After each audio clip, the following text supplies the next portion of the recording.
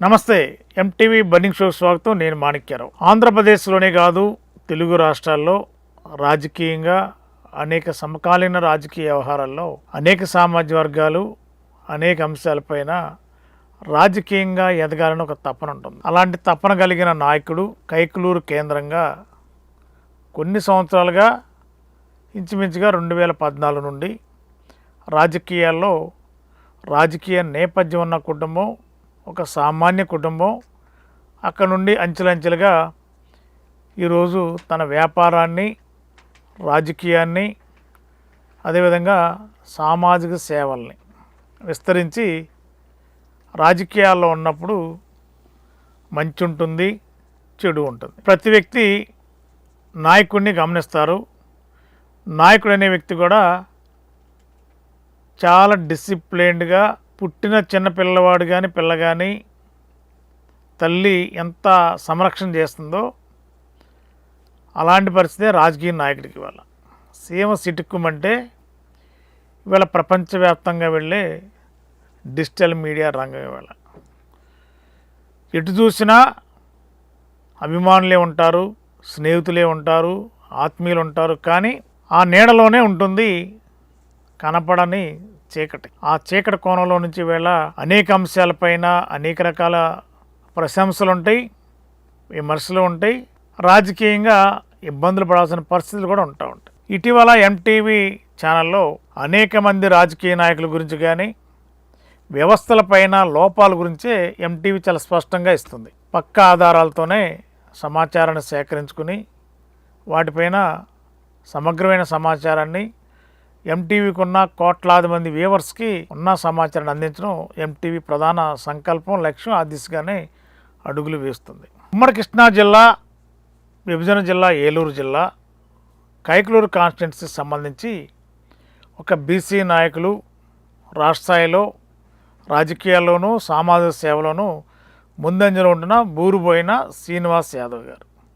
మరి శ్రీనివాస్ యాదవ్ గారి పైన మే 7, 8 తేదీల్లో కొన్ని ఆరోపణలు వచ్చాయి. ఐపీఎల్ మ్యాచ్ జరుగుతున్న క్రమంలో బిఎస్ఆర్ గారు అలియాస్ బూరుకుపోయిన శ్రీనివాస్ యాదవ్ గారు అలియాస్ బిఎస్ఆర్ గారు, ఈ బిఎస్ఆర్ గారు పైన కొన్ని ఆరోపణలు, బెట్టింగ్ మాఫియాలో క్రికెట్ బుకీగా కైకలూరు కేంద్రంగా దీనికి ప్రధాన అడ్డాగా తెలంగాణ హైదరాబాద్ అడ్డాగా పెట్టుకుని మరి అక్కడి నుంచి లింక్ అంతా కూడా కైకలూరు మీదుగా నడుస్తుంది అనేది ప్రధానమైన ఆరోపణ.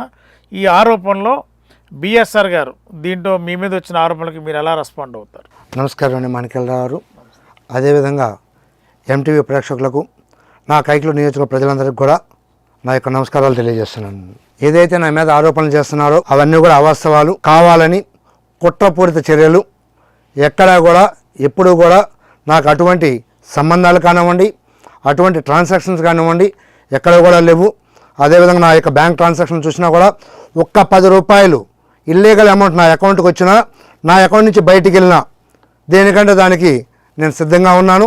అదేవిధంగా నా కాల్ డేటాలో ఎవరికైనా కూడా అటువంటి వాళ్ళ దగ్గర నుంచి నా కాల్స్ రావడం కానివ్వండి, నా కాల్స్ వెళ్ళడం కానివ్వండి చేసి చూపించినా కూడా నేను దేనికైనా కూడా సిద్ధంగా ఉన్నాను.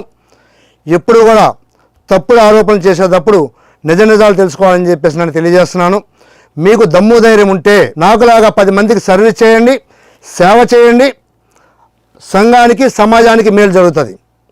రాజకీయంగా ఎదుర్కోలేక, ఆ సత్తా లేక, ఆ ధైర్యం లేక మీరు ఎటువంటి తప్పుడు ఆరోపణలు చేయొద్దని చెప్పేసి మరొకసారి మీ అందరికి కూడా తెలియజేస్తున్నాను. ఎవరు మీ మీద ఆరోపించబడ్డ వాళ్ళు ఎవరు? మీకేమైనా అనుమానాలు ఉన్నాయా అంటే మరి పేరు చెప్పడానికి అభ్యంతరం లేదంటే చెప్పండి. లేదు ఇంకొకసారి ఇదే ఎంటీవీ స్టూడియోలో మీరు ఎవరైతే మనసులో అనుకుంటున్నారో వాళ్ళ పేర్లు చెప్తే అప్పుడు వాళ్ళని కూడా మేము ఇన్వైట్ చేస్తాం, ఎంటీవీ స్టూడియోలో డిబేట్కి పిలుస్తాం. అట్లాంటి అవకాశం ఇప్పుడు చెప్పే అవకాశం ఉందా? తర్వాత మీరు ఆధారాలతో చెప్పే ప్రయత్నం చేస్తారా? ఖచ్చితంగానండి. అవన్నీ కూడా రుజువులు సేకరిస్తున్నాను. వాళ్ళ యొక్క మొత్తం డేటా, వాళ్ళ యొక్క సంబంధించినటువంటి మొత్తం అంతా కూడా నేను సేకరిస్తున్నాను.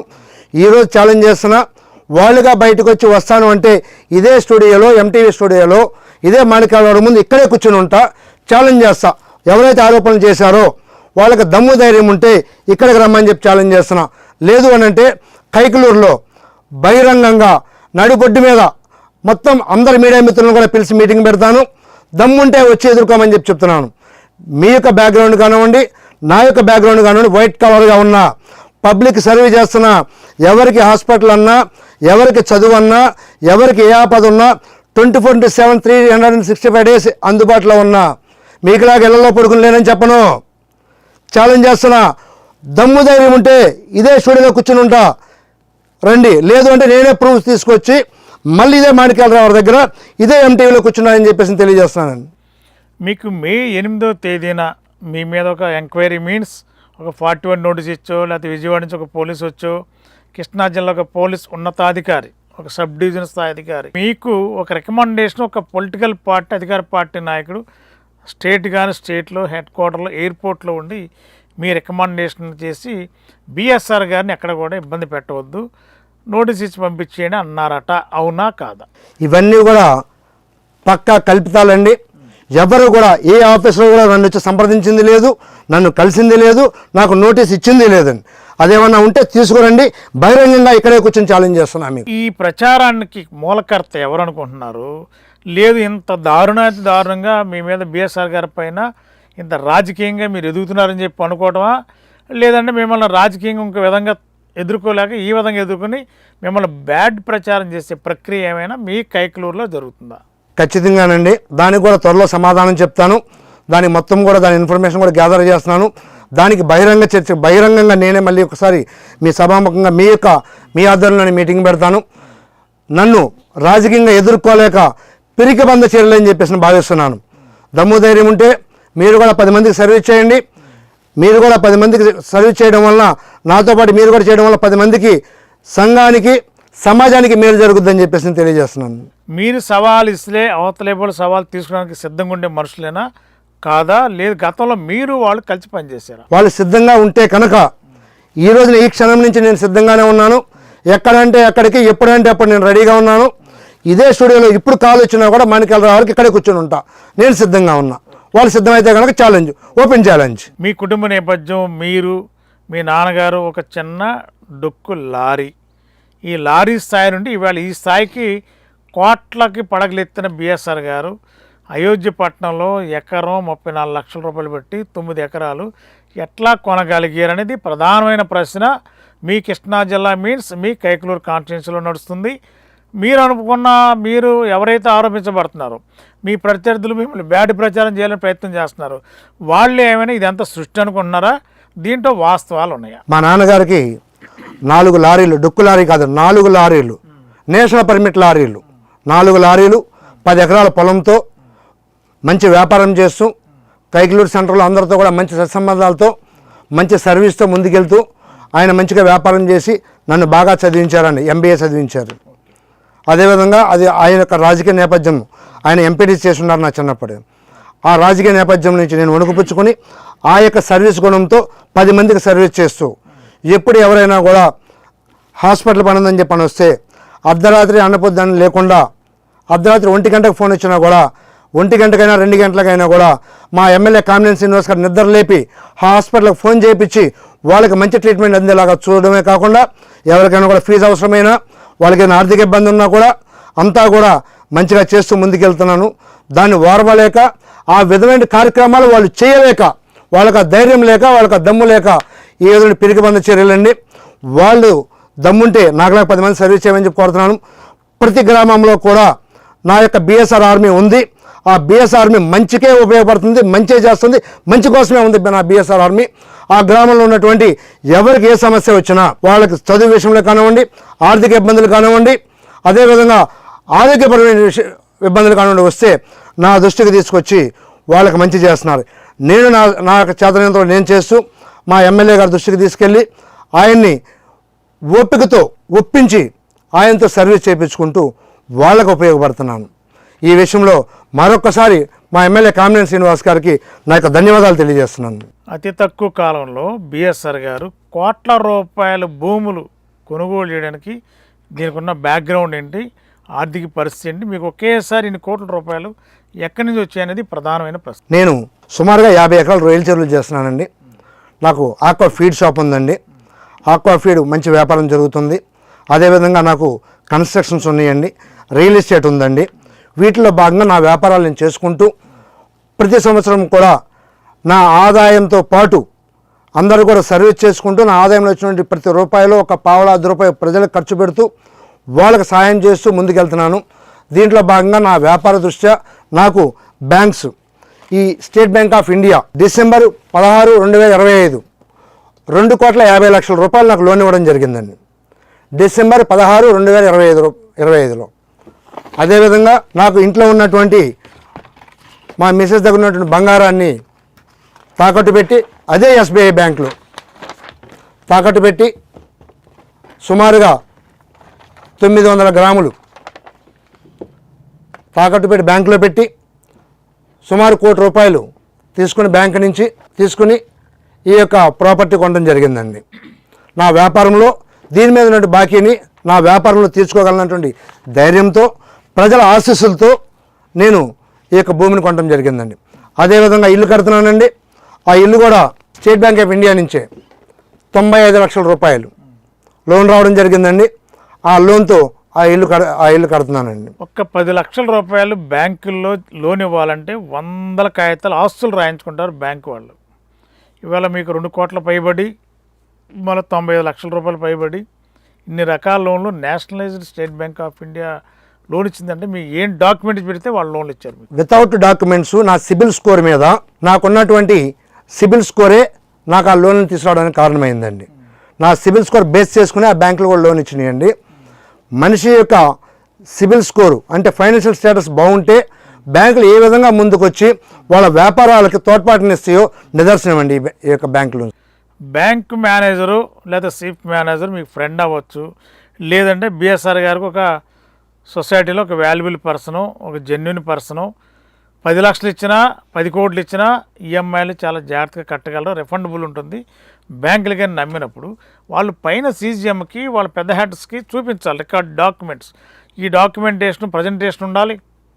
వాళ్ళు వచ్చి చెక్ చేసుకుంటారు ఎన్ని ఎకరాలు కొంటున్నారు, దాని డాక్యుమెంట్ కొనేవాళ్ళు ఎవరు, అమ్మేవాళ్ళు ఎవరు, ఎన్ని డీటెయిల్స్ తీసుకున్నప్పుడు కేవలం బిఎస్ఆర్ గారి యొక్క క్యాపబిలిటీని బట్టే ఇన్ని కోట్ల రూపాయలు బ్యాంకులు ఇచ్చారంటే నమ్మశక్యం కానిది కైకలూరు కాన్స్టిట్యున్సీ అనేది చర్చ కాదండి. దానికి చెప్తాను చూడండి. నాది సంవత్సరానికి 20 కోట్ల రూపాయలు నా యొక్క business BSR aqua traders turnover. నాకు చెక్ బుక్ వచ్చిన కాడి నుంచి ఈ రోజు వరకు కూడా ఒక్క చెక్ కూడా డిఫాల్ట్ అయింది లేదండి.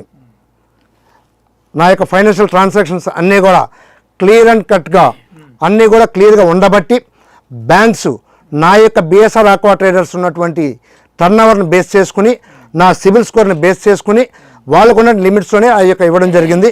అవి ఎక్కడైనా కూడా బ్యాంక్ వెళ్ళి మీరు వెరిఫై చేసుకోవచ్చు, చెక్ చేసుకోవచ్చు. మీ కైకలూరులోనే ఏలూరు కైకలూరు రోడ్లో 2 వైన్ షాపులు ఉన్నాయి, చాలా ఉన్నాయి. మీకు సంబంధించిన ఒక 2 వైన్ షాపులో మీ ఫ్రెండ్, ఆయన ఒక లైసెన్స్ దారుడు, ఆయన పేరు కూడా నేను ప్రస్తావించను, ఆయన మీరు కలిపి జాయింట్ వెంచర్గా ఈ బెట్టింగ్ సంబంధించిన అమౌంట్స్ అన్నీ కూడా ఎక్స్ని ఎవరైతే లైసెన్స్ దారుడు ఉంటారో వారిని అడగడం, వారు వేరే ద్వారా అమౌంట్ వేయించడం, అది వారం 10 రోజుల గ్యాప్లో మళ్ళీ రీఫండ్ చేయడం అనేది చర్చ నడుస్తుంది. అవునా కాదా? అటువంటి ట్రాన్సాక్షన్ కూడా ఏమీ లేవండి. ఇంకొకటి ఏంటంటే నాకున్నటువంటి నా వ్యాపారాలు కానివ్వండి, నా చెరువులు కానివ్వండి, నా రాజకీయ నేపథ్యం కానివ్వండి, అదేవిధంగా నా సోషల్ యాక్టివిటీస్ కానివ్వండి, వాటిలో నేను బిజీ ఉండటం వలన నేను ఎప్పుడు కూడా అటు జోడికి వెళ్ళనండి.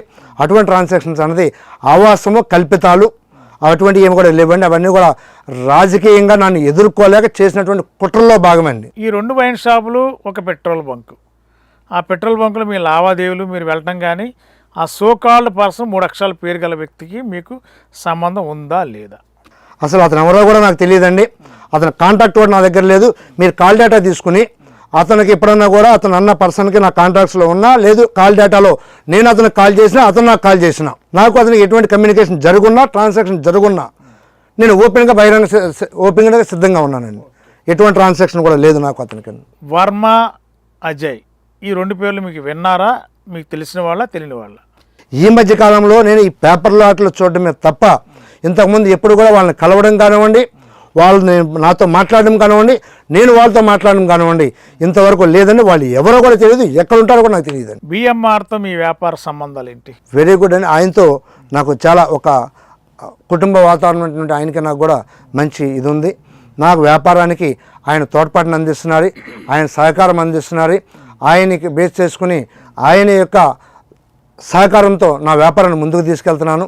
ఆయనకి ఈ యొక్క మీడియా ముఖంగా ఆయనకు ధన్యవాదాలు తెలియజేస్తున్నాను. బిఎస్ఆర్ గారు ఒక చిన్న గుమ్మస్తా స్థాయి నుండి కోట్లకు అధిపతి ఎలా అయ్యారనేది మీ ప్రత్యర్థులు ఆరోపిస్తున్నారా, లేకపోతే మీరు స్వతహాగా కష్టపడి పైకి వచ్చారా, లేదంటే మీ ప్రత్యర్థులు కొంతమంది కావాలని చెప్పి మిమ్మల్ని రాజకీయంగా ఎదుర్కోపోవటమా, లేదంటే వాళ్ళ స్థాయిని మించి మీరు ఏమైనా ఎదిగారా, లేదంటే రేపు జరిగే స్థానిక సంస్థల ఎన్నికల్లో నువ్వా నేననే రీతిలో జరిగే ఎన్నికలలో మీరు కూడా ఒక పదవికి పోటీలోకి వెళ్ళబోతున్నారట. ఆ పోటీకి బ్రేక్ వేయడమేనా ఈ బెట్టింగ్ మాఫియా మీ మీద వృద్ధే ప్రయత్నం అనుకోవాలా మనం? నేను గుమస్తా స్థాయి నుంచి రాలేదండి. మాకు 4 లారీలు, నేషనల్ పర్మిట్ లారీలు, 10 ఎకరాల పొలంతో 10th క్లాస్లోనే మా నాన్నగారు నాకు యమహా కొనిచ్చి నన్ను చదివించారండి. ఆ స్థితి నుంచి మేము వచ్చాము. ఆ తర్వాత ఎంబీఏ చదివి ఉన్నాను, నన్ను ఎంబీఏ చదివించారు. నేను మంచి జాబ్ ఎంబీఏలో ఒక మార్కెటింగ్ మేనేజర్గా, నా దగ్గర ఒక 25 to 30 మెంబర్స్ నా స్టాఫు, నాకు ఒక కారు, డ్రైవరు, ఒక అసిస్టెంటు. ఆ యొక్క ఇదిలో నేను నా ఉద్యోగం చేసి ఆ తర్వాత నేను వ్యాపారాలు చేసుకోవడం కోసమని ఆ ఉద్యోగానికి రిజైన్ చేసి నేను మళ్ళీ వచ్చి వ్యాపారాలు చేసుకోవడం జరిగిందండి. అంతే తప్ప నేను ఒక గుమస్తా స్థాయి నుంచి నేనైతే రాలేదండి. మీరు మీ కైకులూరులో ఎవరైనా కలిసి జాయింట్ వెంచర్గా వ్యాపార లావాదేవీలు స్టార్ట్ చేశారా ఈనాడైనా గతంలో? కానీ చేసున్నామండి, ఖచ్చితంగా కలిసి వ్యాపారాలు చేసున్నాము. అవన్నీ కూడా కలిసి చేసాం. తర్వాత ఎవరి వ్యాపారాలు వాళ్ళు చేసుకుంటూ ముందుకెళ్తున్నామండి. ఎవరికైనా ఇండివిజువల్, నా వ్యాపారాలు నేను ఇండివిజువల్గా చేసుకుంటూ వెళ్తున్నానండి. వాళ్ళకి మీకు ఇప్పుడు సంబంధాలు ఎలా ఉన్నాయి? నాకు అందరితో కూడా ఒక అజాత శత్రువులాగా ఉంటున్నానండి. అందరూ కూడా నా కుటుంబ సభ్యులు అనుకుంటాను. కుల మతాలకు అతీతంగా అందరితో కూడా నేను కలిసిమెలిసే ఉంటాను. ఇప్పుడు ఉంటాను, ఎప్పటికీ ఉంటాను. కావాలని రాజకీయంగా వచ్చే స్థానిక సంస్థలో నేను ఎదుర్కొనే దమ్ము ధైర్యం లేక నా మీద చేసిన ఆరోపణలు, దమ్ముంటే రాజకీయంగా ఎదుర్కొని ఛాలెంజ్ చేస్తున్నా. తప్పుడు ఆరోపణలతో కాదు, ఓపెన్ ఛాలెంజ్. రండి, బయటకు రండి, నడి రోడ్డు మీద నుంచి ఉంటా, నడి రోడ్డు మీద మీకు ఛాలెంజ్ చేస్తున్నా. తప్పుడు ఆరోపణలు వద్దు, తప్పుడు ఆరోపణలు చేస్తే నిరూపించండి. లేదు అంటే నేను వస్తా, నేను నిరూపిస్తా మీ వ్యవహారాలన్నీ కూడా. ఎప్పుడు కూడా వైట్ కలర్గా ఉన్నా అలాగే ఉంటా, 10 మంది కోసం ఉంటా, 10 మందికి సేవ చేయడం కోసమే ఉంటా, 10 మందితోనే ఉంటా. మీ స్టేటస్ ఇందాక మీరు మాట వాడారు, ఎవరో ఒక లేడీ మీ గురించి మంచా చెడు అని పక్కన పెడితే మీ ఆవేశంలో చెడు అయి ఉంటుంది, స్టేటస్ పెట్టినారు అన్నారు. ఎవరై ఉంటారు వాళ్ళు? అవి కూడా ఖచ్చితంగా విత్ ప్రూఫ్లు కూడా సేకరిస్తున్నానండి. విత్ ప్రూఫ్లతో నెక్స్ట్ మీతోనే ఈ ఎంటీవీ ప్రేక్షకుల ముందే మాణిక్యాలరావుతోనే ఆ యొక్క ప్రూఫ్లతో వచ్చి కూర్చుని అవన్నీ కూడా నేను నిరూపిస్తానండి. వాళ్ళ యొక్క ఆర్థిక లావాదేవీల దగ్గర నుంచి, వాళ్ళ యొక్క భూముల దగ్గర నుంచి, వాళ్ళ ఇళ్ళ దగ్గర నుంచి అన్నీ కూడా ప్రతిదీ వదిలిపెట్టకుండా విత్ ప్రూఫ్లతో ఇదే ఎంటీవీ దగ్గర, ఇదే మాణిక్యాలరావు దగ్గర కూర్చుంటారని చెప్పి తెలియజేస్తాను నెక్స్ట్ మీటింగ్లో. వాళ్ళు కూడా మీకులాగే చాలా స్వతహాగా ఆర్థిక స్థితిమంతులు, రియల్ ఎస్టేటు, కాంట్రాక్ట్లు, బిజినెస్లో స్థిరపడి ఉన్నారు. ఈవేళ బిఎస్ఆర్ గారు అనే వ్యక్తిని వాళ్ళు గతంలో చేసిన పదవిని ఆ పదవిలోకి మీరు రాకూడదు అనేది బ్రేక్ వేయడానికి ఇదంతా నడుస్తుంది అనేది మీ కైకులూరులో పెద్ద చర్చ. ఖచ్చితంగానండి, ఎవరు కూడా ఆపలేరు. ప్రజలు కోరుకుంటే ప్రజల కోసం, ప్రజల తీర్పు ఎప్పుడు కూడా మంచి కోసమే ఉంటుంది. మంచి కోరుకుంటారు, వాళ్ళకి మంచి చేసేవాడిని ఎన్నుకుంటారు. కుట్రలు కుతంత్రాలు ఎప్పుడు కూడా పనిచేయవని చెప్పేసి నేను తెలియజేస్తున్నానండి. వాళ్ళు మిమ్మల్ని అడుగునే ప్రయత్నం చేస్తున్నారు అన్నారు, నేను కూడా పేరు చెప్పట్లేదు, ప్లస్ మీరు పేరు చెప్పట్లా. నేను చెప్పేవాళ్ళు మీరు చెప్పేవాళ్ళు ఒకటే ఉంటారని అనుకోవచ్చా? ఎక్కడన్నా క్రాస్ అయ్యే అవకాశం? అఫ్ కోర్స్ వాళ్ళే అయి ఉండి వాళ్ళకి దమ్ము ధైర్యం ఉంటే ఇదే ఛానల్ దగ్గరికి ఈ క్షణము మాణిక్యాలరావు ఫోన్ చేసి దమ్ముంటే రండి, ఓపెన్గా డిబేట్ కూర్చుందాం. వాళ్ళు కూడా చూస్తారు. ఖచ్చితంగా ఛాలెంజ్ చేస్తున్నానండి.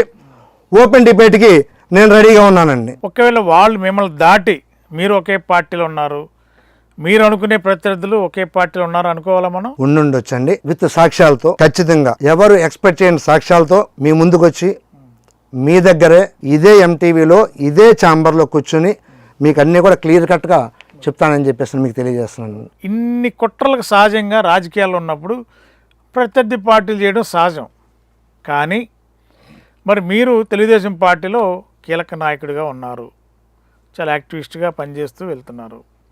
మీ మీద ఆరోపణలు చేస్తున్న వాళ్ళు కానీ, లేకపోతే మిమ్మల్ని ఆర్థికంగా డ్యామేజ్ చేయాలని కానీ, రాజకీయంగా మిమ్మల్ని ఎదగనీయకుండా ఉండాలని కానీ చేస్తున్న వ్యక్తులు మీ స్వపక్ష పార్టీలో ఉన్నారా, ప్రతిపక్షంలో ఉన్నారా? ఉండొచ్చండి, నేను అదే చెప్తున్నానండి.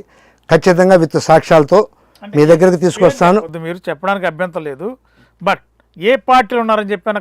నా పార్టీలోనే ఉన్నారు, నేనున్న పార్టీలో ఉన్నానని చెప్పేసి నేను నమ్ముతున్నాను.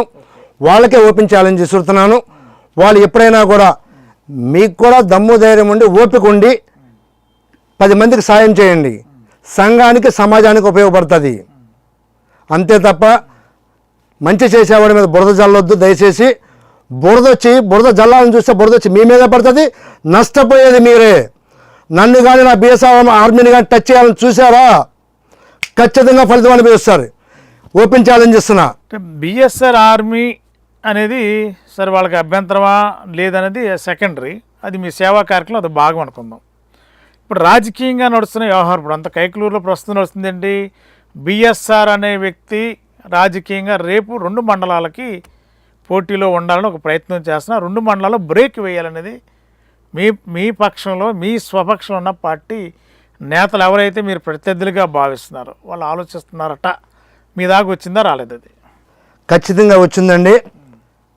ఒకటే చెప్తున్నానండి, ప్రజలు మంచిని నమ్ముకుంటారు, మంచికే ఓటేస్తారు.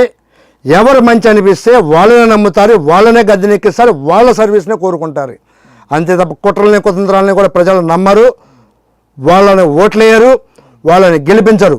వాళ్ళకి ఎవరు మంచి చేస్తారు అనుకుంటారో, ఎవరు మంచి అనుకుంటారో, ఎవరు వస్తే వాళ్ళకి మంచి జరుగుతుందని అనుకుంటారో, నేను కావచ్చు, ఇంకొకరు కావచ్చు, మంచికి మాత్రమే ఈ ప్రజాస్వామ్యంలో అవకాశం ఉంది. మంచికి మాత్రమే ఓటేస్తారు. దానికి మనం చాలా నిదర్శనలు చూస్తున్నాం. మొన్నగాక మనం చూస్తుంటే మన తమిళనాడులో మహా ప్రధాన పార్టీలు, వారసత్వాల నుంచి వెళ్తున్నటువంటి పార్టీలు, వారు 59 సంవత్సరాలుగా వారసత్వాల నుంచి వెళ్తున్న పార్టీలని ఒకే ఒక్కడు విజయ దళపతి అనేటువంటి అతను రాష్ట్రాధికారాన్ని చేజిక్కించుకుని, అంటే అది మాటలా? ఆలోచన చేయండి. ప్రజలు ఎంత తెలివిగల వాళ్ళు, మంచికి ఎలా ఓట్లేసి గెలిపిస్తారో. ఒక డ్రైవర్ కొడుకుని ఎమ్మెల్యేని చేశారు వాళ్ళు. డబ్బు అవసరంలే, కుట్రలు అవసరంలే, కుతంత్రాలు అవసరంలే, మంచి చాలు. మంచికి ఎప్పుడు ప్రజలు ముందుంటారని చెప్పేసి ఇక మీడియా ముఖంగా తెలియజేస్తున్నాను. ఇప్పుడు తమిళనాడులో విజయాలకు రేపు కైకలూరులో బిఎస్ఆర్ ఒక దళపతి కాబోతున్నాడా మీ ప్రత్యర్థులకి? ప్రజలు కోరుకుంటే ఖచ్చితంగా నేను దళపతికి మించే అవుతానండి. ప్రజలకు మంచి చేస్తానని చెప్పి వాళ్ళు నమ్మారనుకోండి, ఆ 2 మండలాలు కాదు 4 మండలాల్లో కూడా నా యొక్క బిఎస్ఆర్ ఆర్మీ ఉందండి. 4 మండలాలకు కూడా నేను సర్వీస్ చేస్తున్నాను, పక్క మండలాలకు కూడా నేను సర్వీస్ చేస్తానండి. వాళ్ళు తలుచుకుంటే నేను మంచి చేస్తానని చెప్పి వాళ్ళు నమ్మితే ఖచ్చితంగా వాళ్ళు కోరుకున్న స్థానంలో నన్ను నిలబెడతారు. నేను మంచి చేయటం లేదా, నేను వాళ్ళకు ఉపయోగపడిన అనుకున్నారా, ఖచ్చితంగా నేను కానివ్వండి, ఎవరైనా కానివ్వండి అధపాదాలను తొక్కుతారు. లేదు అంటే అందలానికి ఎక్కిస్తారండి. 2 మండలాల పదవి అనేదానికి ఇప్పుడు ఒక ఆలోచన వేరు. 4 మండలాల పదవి అనగానే టార్గెట్ 2029కి ఏమన్నా మీరు లక్ష్యంగా పెట్టుకున్నారా? అటువంటి లక్ష్యం అన్నది నాకు రాజకీయంగా ఏమీ లేదండి. 10 మందికి సర్వీస్ చేసే విషయంలో ముందుంటాను. నాకు 2 సాటిస్ఫాక్షన్ ఇస్తాయండి. ఒకటి హెల్త్, ఒకటి ఎడ్యుకేషను. హెల్త్కి ఎడ్యుకేషన్కి ఈ 2కి కుల మతాలు రాజకీయ పార్టీలకు సంబంధం లేకుండా ఎవరు ఎప్పుడు నా ఇంటికి నాకు అడిగితే వాళ్ళకి సాయం చేయడానికి ముందుంటాను. అది నా మండలమా, పక్క మండలమా, ఇంకొక మండలమా, నా నియోజకవర్గమే కాదన్నది కూడా నేను చూడనండి. వాళ్ళకి మంచి చేయడమే నా లక్ష్యం. అదే నాకు పుణ్యం అని చెప్పి భావిస్తాను. అదే నాకు మంచి చేస్తుందని భావిస్తాను. అదే నా కుటుంబాన్ని ఈరోజు ఈ స్థాయిలో నిలబెట్టిందని భావిస్తాను. అదే నా పిల్లల్ని మంచి చదువులకు తీసుకెళ్ళిందని చెప్పేసి భావిస్తున్నాను. మరొక్కసారి నా యొక్క నియోజకవర్గ ప్రజలందరికీ కూడా, నా మంచి కోరుకునే నా అందరికి కూడా, నా బిఎస్ఆర్ ఆర్మీకి కూడా అందరికీ నా యొక్క ధన్యవాదాలు తెలియజేస్తున్నాను. నా వెంటుండి నన్ను ప్రోత్సహిస్తూ నన్ను ముందుకు నడిపిస్తున్నటువంటి నా యొక్క ప్రజలందరికీ మరొక్కసారి ఈ యొక్క ఎంటీపీ తరఫున, మాణికల తరఫున వారికి నేను ధన్యవాదాలు తెలియజేస్తున్నాను. ముసుగులో గుద్దులాటలేవి. ఇంకా జెడ్పీటీసీనా 2029లో ఎమ్మెల్యే క్యాండిడేట్నా బిఎస్ఆర్ గారు ఏదనుకోవాలి? నాకు పదవి ముఖ్యం కాదండి, సర్వీసే ముఖ్యము. పదవి వచ్చినా ఇలాగుంటా, పదవి రాకపోయినా ఇలాగుంటా, 10 మందితోనే ఉంటా, 10 మంది కోసమే ఉంటా, 10 మందికి సేవ చేస్తూనే ఉంటా. పదవి నాకు ముఖ్యం కాదు. పదవి వస్తే 10 మందికి ఇంకొక 10 మందికి సాయం చేయగలుగుతాను అన్నటువంటి ఆశ తప్ప పదవి కోసం నేను ఇది పడేది లేదు. పదవికి అడ్డం పెట్టుకొని ఒక్క వ్యాపారం కానీ, ఒక్క ఇన్ఫ్లుయెన్స్ చేసి, ఒక్క ఇది చేసింది కానీ, రాంగ్గా చేసింది కానీ ఒక్కటంటే నిరూపించారంటే కనుక నేను ఛాలెంజ్ చేస్తాను. మీ ప్రత్యర్థుల ప్రచారమే ఇది. ఇప్పుడు అధికార పార్టీ ఎమ్మెల్యేని అడ్డం పెట్టుకుని ఈ అరాచకమైన దగ్గర కొనసాగిస్తున్నాడు బిఎస్ఆర్ అనేది. అదే ఓపెన్ ఛాలెంజ్ చేస్తున్నాను సార్. ఈ రోజున ఇక్కడ మీ దగ్గరే కూర్చొని ఉంటా, ఎటువంటిదైనా కూడా చిన్న ఆరోపణ రాజకీయ పార్టీని అడ్డం పెట్టుకుని కానివ్వండి, ఇంకొకటి కానివ్వండి, నేను చిన్న ఆరోపణ మీరు నిజం చేయగలిగితే నియోజకవర్గం వదిలి వెళ్ళిపోతా, లేదంటే డిబేట్లోంచి నియోజకవర్గం వదిలి వెళ్ళిపోయి దమ్ము ధైర్యం ఉన్న వాళ్ళు రమ్మని చెప్పి ఛాలెంజ్ చేస్తున్నాను. మీరు ఇందాక ఒక మాట చెప్పారు, కొన్ని ఆధారాలు తీసుకొస్తానండి. ఎప్పటిలోకి వస్తారు అట్లా? స్వీకరిస్తున్నానండి. అవి అందంగానే ఫస్ట్, ఎందుకంటే మీ ఛానల్కే వస్తాను, మీ దగ్గరికే వస్తాను. నా ఆరోపణలు చేసింది మీ దగ్గర నుంచే కాబట్టి మీ దగ్గరికే వస్తానండి. అవి పట్టుకుని వాళ్ళని మీరే పిలిపించాల్సిన బాధ్యత కూడా మీదేనండి. 10 రోజుల్లో వస్తారా, నెల రోజుల్లో వస్తారా, 2 నెలల్లో వస్తారా మీరు చెప్తే, ఆ పర్టికులర్ పేరు మీరు ఆ రోజే నాకు చెప్తే నేను మీ సమక్షంలో కాల్ చేస్తాను వాళ్ళకి. ఖచ్చితంగా మీరు కూడా ఈ డిబేట్కి రమ్మని చెప్పి ఇన్వైట్ చేస్తాను. వాళ్ళు వస్తానన్నా ఓకే, లేదు జూమ్లో పాల్గొంటానన్నా కూడా మీతో స్ట్రైట్ అవే నేను కూడా మాట్లాడే ప్రయత్నం నేను సిద్ధంగా ఉన్నానండి. అది మీదే లేట్, ఇంకా మీదే లేట్ అవుతుంది. ఎప్పుడైనా కూడా సిద్ధంగా ఉన్నాను. ఈ రోజున వస్తానన్నా కూడా మీ స్టూడియో నేను వెయిట్ చేస్తానండి. ఈ రోజు వస్తానన్నా కూడా నేను స్టూడియోలో వెయిట్ చేస్తాను. వాళ్ళకి ఆ దమ్ముంటే వాళ్ళు రావాలనంటే మీరు స్పెసిఫై చేయాలి అక్కడ ఎవరు చేస్తానండి. ఖచ్చితంగా అవి సాక్ష్యాలు తీసుకుని మీ దగ్గరికి వస్తా. రోజులు అనేది ఖచ్చితంగా 24 గంటలు పట్టవచ్చు, 24 రోజులు పట్టవచ్చు అండి. వచ్చిన రోజున ఖచ్చితంగా ఫస్ట్ మీ దగ్గరికి వస్తానండి. మీ దగ్గరకు వచ్చి మీ దగ్గర నుంచే మళ్ళీ సభాముఖంగా మొత్తం అందరి మీడియా మిత్రుల ముందు కూడా పెడతానండి. ఏంటి అంత కక్ష ఏంటి? ఎవరైతే మీరు అనుకుంటున్నారు ప్రత్యర్థులకి, మీకు అంత రాజకీయ పరంగా అంత విభేదించుకోసం, ఇవాళ రాజకీయాల్లో ఎన్నికల వరకే రాజకీయ ప్రత్యర్థులు, తర్వాత వీళ్ళంటికి వాళ్ళు వెళ్తున్నారు, వాళ్ళకి వీళ్ళు వస్తున్నారు. నన్ను ఎదుర్కొనే దమ్ము లేక వాళ్ళకి కాళ్ళలో వణుకు పుట్టి వాళ్ళ రాజకీయ భవిష్యత్తు లేకుండా పోతుందన్నట్టు భయంతో ఏదో తప్పుడు ఆరోపణలు చేస్తున్నారండి. నిజమైతే రమ్మని చెప్పి నిరూపించమని చెప్పి ఛాలెంజ్ చేస్తున్నా. మీరు కూడా మీకు మనవి చేస్తున్నా, నాకులాగా దమ్ముంటే 10 మందికి సేవ చేయండి, సర్వీస్ చేయండి.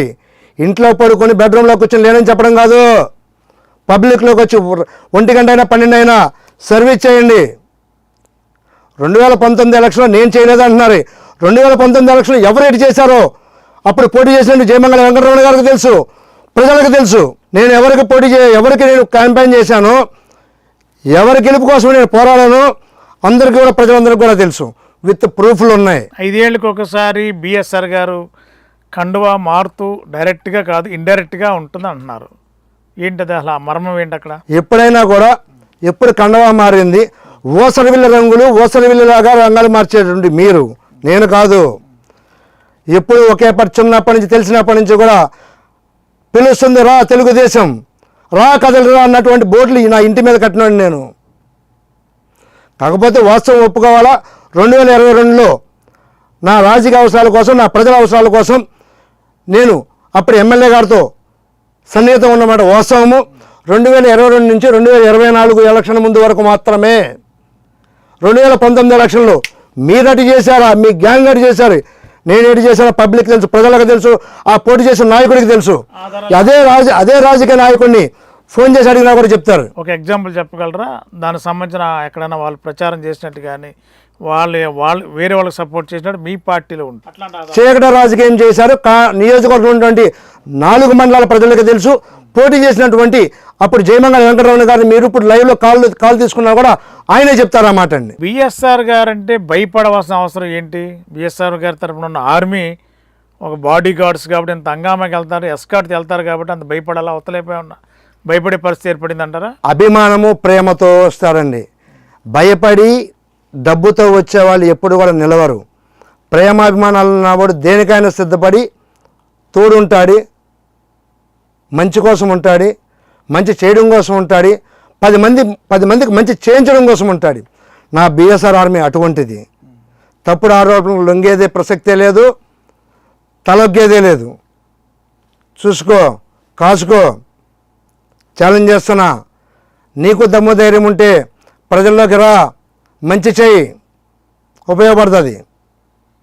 ఎప్పటికీ మీ సవాల్ని స్వీకరించే అవకాశం దగ్గరలో ఉందనుకోవాలా? మనం చాలా దగ్గరలోనే అనుకుంటున్నానండి. అతి త్వరలోనే ఉంటుంది ఖచ్చితంగా. ఫస్ట్ మాత్రం మీకే చూపిస్తా, మీ దగ్గరికే వస్తా. వాళ్ళకి ధైర్యం దమ్ముంటే ఈ రోజు వచ్చినా కూడా మీ దగ్గర ఇక్కడే కూర్చుని ఉంటా. మీ మీద ఇన్ని రకాల అవినీతి ఆరోపణలు చేయడానికి ప్రధానమైన కారణం ఇప్పటికి ఏమైనా మీరు ఆలోచించారా?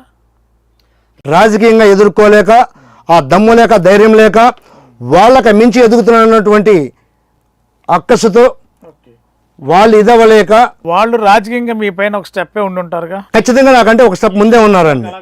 ఉన్నారు, నాకంటే ఒక స్టెప్ ముందే ఉన్నారు. ఫీల్ అవుతారు మీరు, ఆయన కంటే ఎక్కువ వెళ్ళలేదుగా మీరు కూడా. వెళ్తాను భయం అండి, కాళ్ళలో వణుకండి, భయం అలా చేస్తుందండి. ఏంటి భయం అంటే ఏంటి? బిఎస్ఆర్ రాజకీయ ఉనికి కోల్పోతారు వాళ్ళు అని చెప్పేసినాను. బిఎస్ఆర్ మంచి చేస్తున్నాడు, 10 మందితో ఉంటున్నాడు, 10 మంది వాడి దగ్గరికి వెళ్తున్నారు, వాడి సాయం కోరుతున్నారు, వాడు ఎక్కడ కష్టం వచ్చినా ఇబ్బంది వచ్చినా కూడా ఇల్లు వాళ్తున్నాడు, వాడు ముందుకెళ్తున్నటువంటి ఓరవలేని తనమండి. వాళ్ళు మీకులా కూడా సేవ చేయట్లేదు, వాళ్ళు కూడా చూడమని చెప్పండి. నేను రేపొద్దునే ఈ రోజు రేపు మార్నింగ్ కావాలంటే మీకు పెడతాను. ఎంతమంది నాకు నేను సాయం చేశానో వాళ్ళు ఒకసారి ఒక్క మనిషిని వాళ్ళని తెమ్మని చెప్పండి. వీడి వల్ల నేను సాయం పొందాను, నాకు మంచి జరిగింది, నా కుటుంబానికి మంచి జరిగింది అని చెప్పేసి ఒక్కడిని తీసుకురామని చెప్పండి. రాజకీయ నాయకుడిగా ఉండడం ఓకే, ఒక సేవకుడిగా కూడా ఎందుకు ఉండాలని అనుకున్నారు? మీ ఆలోచన ఏంటి అసలు? నేను సేవకుడినే ఫస్ట్ అండి, నాయకుడిని కాదండి. ఇప్పటికీ అదే చెప్తున్నా, నేను సేవకుడినే, నేను సర్వీసే చేస్తా, 10 మంది కోసమే ఉంటా, 10 మందికి ఏది అవసరమైనా కూడా వాళ్ళకు తోడు ఉంటా, వాళ్ళ కష్టాల్లో నేను ఒకనే ఉంటా, వాళ్ళ కుటుంబ సభ్యుడినే ఉంటా. నాకు రాజకీయం అవసరమే లేదు, రాజకీయం చేయను కూడా చేయను. కాకపోతే రాజకీయం అంటూ ఉంటే ఇంకొక 10 మందికి సాయం చేయడం ఉంటుంది అన్నటువంటి ఆలోచన తప్ప నాకు రాజకీయమే అవసరంలే, సేవ చేస్తా పోతా అంతే. బిఎస్ఆర్ ఎలాగో బిఎంఆర్ అనో లేకపోతే బీకేఎం అనో ఇట్లాంటి వాళ్ళు మీకు ఏమైనా ప్రత్యర్థులుగా ఉన్నారు అనుకోవాలా? నేను అజాత శత్రువునండి, నేను ఎవరిని కూడా శత్రువులుగా ఎవరిని భావించట్లేదండి. నా మీద తప్పుడు ఆరోపణలు చేసినటువంటి వాళ్ళు ఎవరైతే ఉన్నారో వాళ్ళు ముందుకు వస్తే, లేదు నాకు తెలిసిన తర్వాత వాళ్ళు ఎవరో కూడా మీకు చెప్తాను. నాకైతే ప్రస్తుతానికి ఎవరు శత్రువులు లేరు. నేను అజాత శత్రువులాగా నియోజకవర్గంలో అందరిని కలుపుకొని అందరితో పాటు ఉంటూ అందరితో పాటు ముందుకెళ్తున్నానండి. శత్రువులు లేరంటూనే సవాల్ విసిరారు మీరు, ఎవరో ఒకరు ఉండాలిగా. అదే నేను నోటీస్ చేస్తున్నాను, అదే ఫైండ్ అవుట్ చేస్తున్నాను. త్వరలో మీరు ఖచ్చితంగానండి, ఆధారాలతో సహా ఖచ్చితంగా. ఈలోపు వాళ్ళకి దమ్ముంటే డిబేట్కి రెడీ అండి నేను. సరే, ఈ సవాల్ విస్తృతున్నారు కాబట్టి ఎంటీవీని కూడా బహుశా అందరు చూస్తారు, అన్ని జిల్లాలో చూస్తారు అనుకోండి. వాళ్ళు కూడా చూసి మీ సవాల్ని ఎదుర్కొని స్వచ్ఛందంగా ముందుకు వస్తే వెల్కమ్ చేస్తాం ఎంటీవీ. ఒకవేళ మీరు ఆధారాలు పట్టుకొస్తే త్వరగా, మీదే లేట్, ఇంకా ఆధారాలు పట్టుకొస్తే ఇదే స్టూడియోలో వాళ్ళని కూడా ఇన్వైట్ చేస్తాం. ఖచ్చితంగా ఒక డిబేట్, మంచి డిబేట్ చేసి మీకు సోకాల్డ్ పర్సన్కు ఉన్న ఈ ప్రత్యర్థి యుద్ధం ఏంటో ఇక్కడ ఎంటీవీ స్టూడియో తేల్చేద్దాం. ఫైనల్గా రాజకీయంగా వెళ్ళడం వేరు, సేవకుడికి హాస్పిటల్కి వెళ్ళి ప్రజలకు సేవ చేయడం వేరు. వ్యాపార రంగంలో కూడా ఒక కీలకమైన వ్యక్తిగా ఎదగడం వేరు. వ్యాపార రంగంలో అనేక రకాల మలుపులు తిరుగుతూ కొన్ని చోట్ల కొంతమంది దగ్గర కొన్ని రకాలుగా ఇచ్చిపుచ్చుకునే విషయాలు, కొన్ని లావాదేవీల్లో బిఎస్ఆర్ గారు సంబంధించిన కొన్ని ఆరోపణలు ఉన్నాయి అంటున్నారు. అసలు మీ వైపున అలాంటి ఆరోపణలు ఉన్నాయా లేవా? మీ వ్యక్తిగతంగా చెప్పండి. ఎప్పుడు కూడా నా యొక్క ట్రాన్సాక్షన్స్లో ట్రాన్స్పరెంట్గా గ్రూప్ని క్రియేట్ చేసి ఆ యొక్క ప్రతి ట్రాన్సాక్షన్ దాంట్లో పెట్టి అకౌంట్స్ కూడా నేను చూడనండి.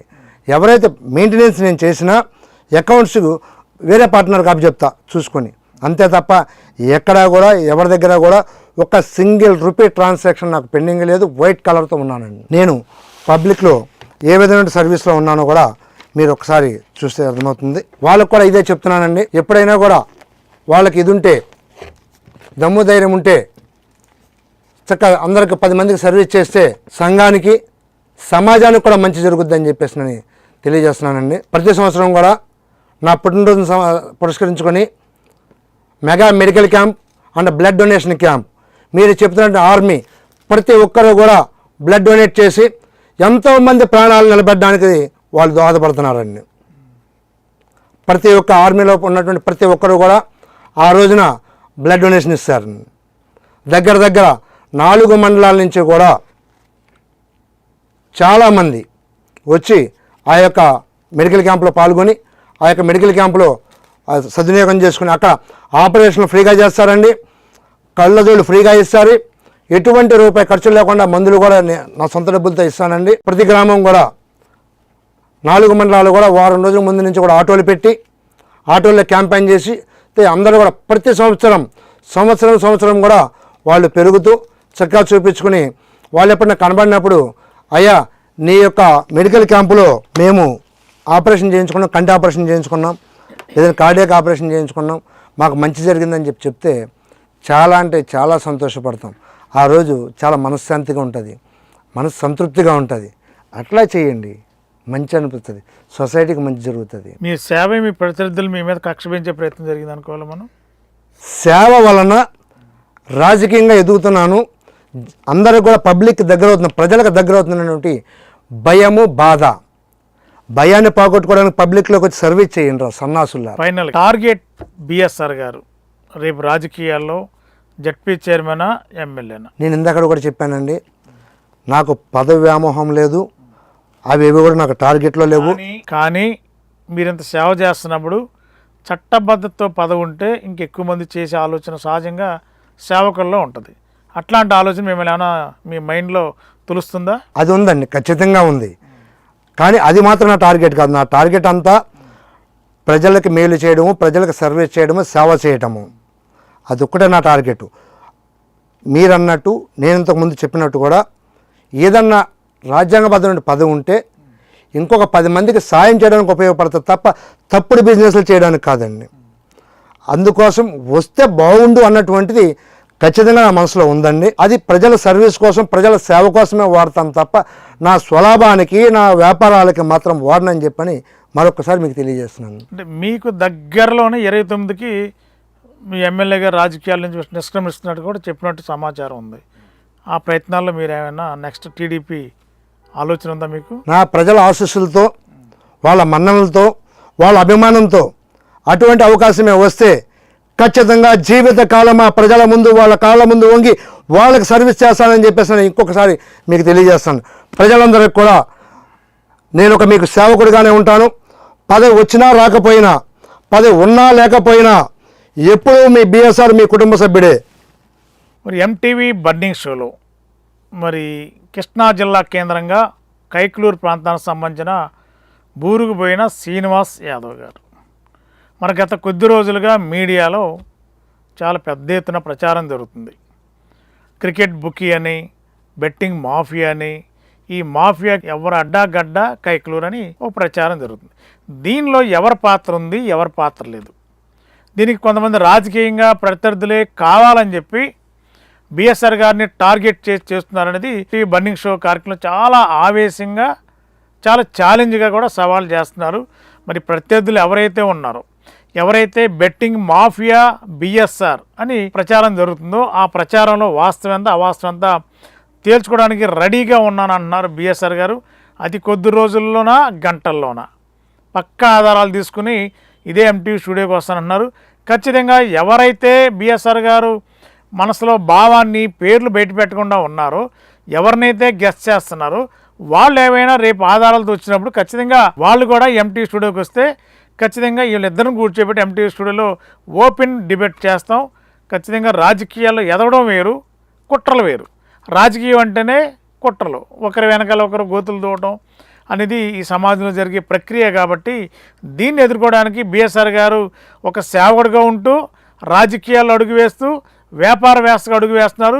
కాకపోతే కొద్ది రోజుల్లో ఆర్థికంగా కోట్ల రూపాయల భూములు, భవంతులు, నిర్మాణాలు, కార్లు, రకరకాల ఎస్కార్ట్ కార్స్ పెట్టి వెళ్తున్న తీరు ఈవేళ కైక్లూరులో పెద్ద చర్చకు దారితీసిన ఈ బిఎస్ఆర్ గారు రానున్న రోజుల్లో రాజకీయంగా ఉంటారా, ప్రత్యర్థుల చేతిలో ఏమవుతారు, ఏం జరగబోతుంది రాజకీయంగా. కాబట్టి దాన్ని ఎదుర్కొనే దమ్ము, ధైర్యం ఉందన్నారు.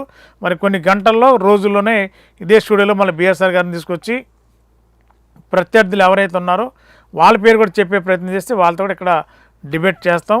మరి వీళ్ళ చాలా కీలకంగా మరి అనేక మీడియా సంస్థల్లో బెట్టింగ్ మాఫియాని ఇప్పటికే పేరు రకరకాలుగా వచ్చినప్పటికీ కూడా ఎలాంటి సంబంధం లేదని చెప్పి అన్నారు. భవిష్యత్తులో అలాంటి సంబంధాలు ఉన్నాయా లేవా అనేది కూడా ఇంకా ఇన్వెస్టిగేషన్లో రకరకాల సమాచారం తెలుసుకునే అవకాశాలు ఉన్నప్పుడు ఖచ్చితంగా బిఎస్ఆర్ గారిని ఇదే స్టూడియోలో మళ్ళీ కూర్చోబెట్టి ప్రశ్నించే ప్రయత్నం చేస్తాం.